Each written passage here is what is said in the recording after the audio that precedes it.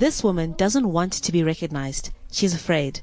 The mother of 4 was desperate for money and borrowed $25 from a loan shark. It was meant to be a short-term solution, but turned into a disaster. I was really need money for rent.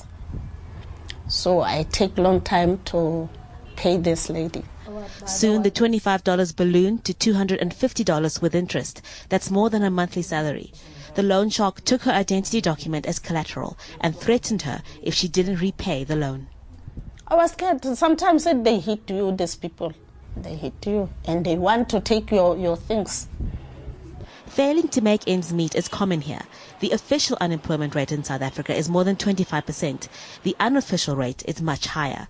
The poor black majority remain stuck in poverty and are ignored by bigger banks.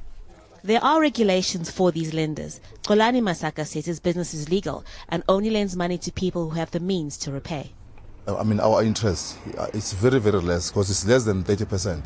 We beat some of the banks also. So, I mean, they really need us.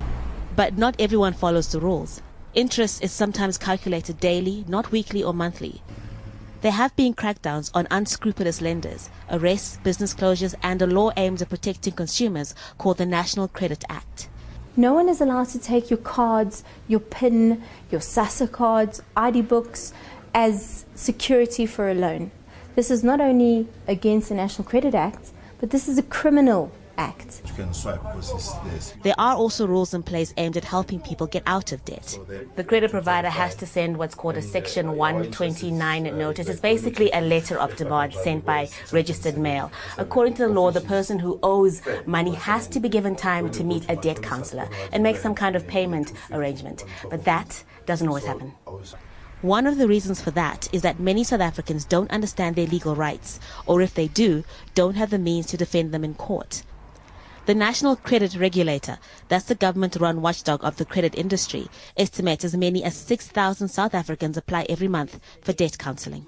So while laws have been tightened to protect creditors, there's still plenty of prey for the loan sharks. Haru Matasa, Al Jazeera, Johannesburg.